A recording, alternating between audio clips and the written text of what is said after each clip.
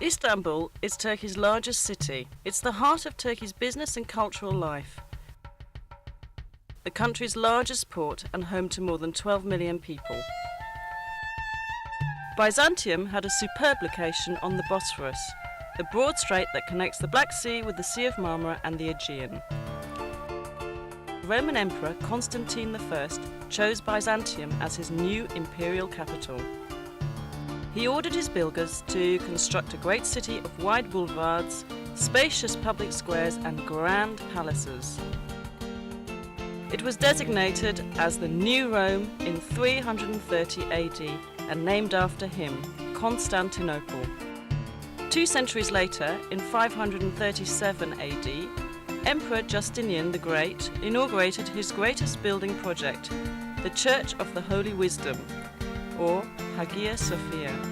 Set on a hill overlooking the Bosphorus, right where the pagan temple of Byzantium once stood, the great church was the largest and most magnificent building in the entire world at the time.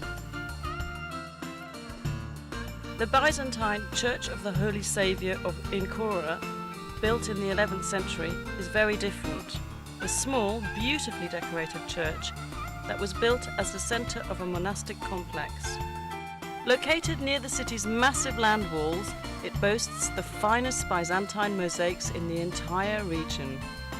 The frescoes in the Paracelsian chapel were the product of a new Byzantine art movement, which paralleled the Italian Renaissance. The church is now a museum. Near Hagia Sophia was the city's hippodrome, a place for public games, tournaments, chariot races and special events.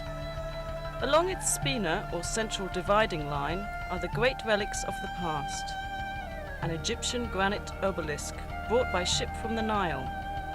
A bronze serpentine column, once topped by 3 serpent heads. The column of Constantine, which in Byzantine times was covered in plates of gleaming bronze. The armies of Sultan Mehmet II conquered the imperial city in 1453, putting an end to the Byzantine Empire. The Ottoman sultans beautified their new capital, constructing great buildings that rivaled those of the Byzantines. The Blue Mosque, built by Sultan Ahmet I in 1616, was set next to Hagia Sophia so that people could compare the 2 artistic achievements.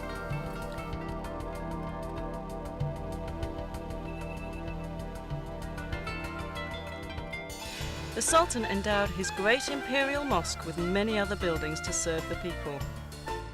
Fountains, a health clinic, a soup kitchen for the poor, a Turkish bath, a theological seminary, living quarters, shops and storehouses. Topkapi Palace, known as the Seraglio to Europeans, was the home of the imperial family and the centre of the empire's government. Constructed between 1465 and 1478, it was expanded and modified dozens of times over the next 4 centuries. It is a beautiful, livable place of gardens, pavilions and sumptuous royal chambers. Many of them are decorated with priceless Turkish tiles. The most popular section of Topkapi is the Imperial Harem, legendary for its luxury, romance and intrigue. Mozart wrote his famous opera, The Abduction from the Seraglio, about it, and many other artists have let their imaginations fly with visions of what went on there. Located on major trade routes, Istanbul has always been an important commercial city. The Grand Bazaar, with its 4,000 shops, is among the world's most fascinating markets. It's truly a small city in itself.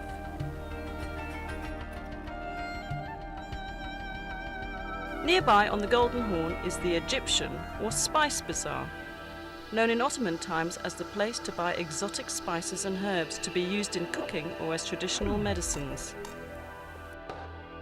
Crowning a hill overlooking the city is the Süleymaniye, or Mosque of Sultan Süleyman the Magnificent, the largest of Turkey's imperial mosques.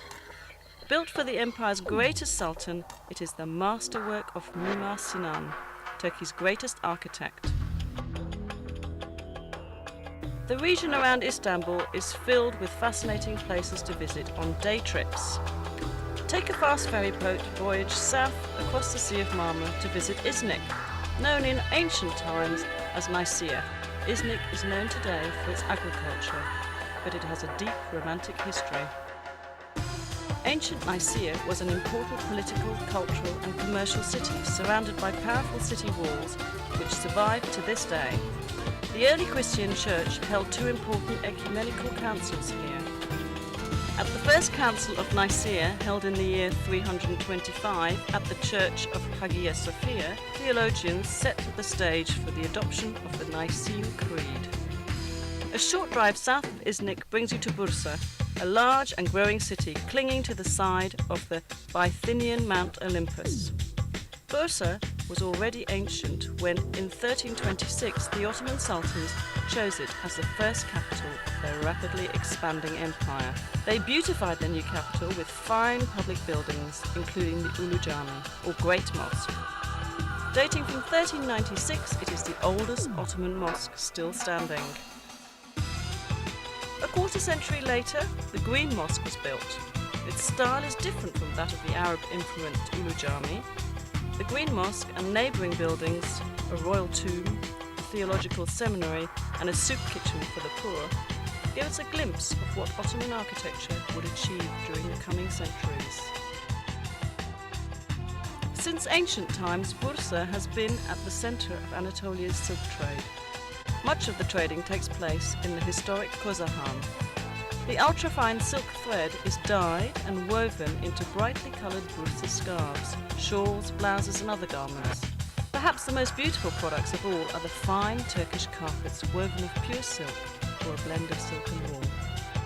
West of Bursa's city centre is the suburb of Çekirge, famous for its hot mineral springs. The Romans enjoyed these baths, as did the Ottomans, who restored and improved the facilities.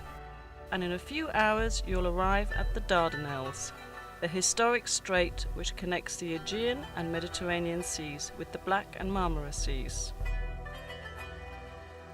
During World War I, Winston Churchill sent a huge Allied fleet to force its way through the Dardanelles in order to capture Istanbul and reopen the sea lanes to Russia.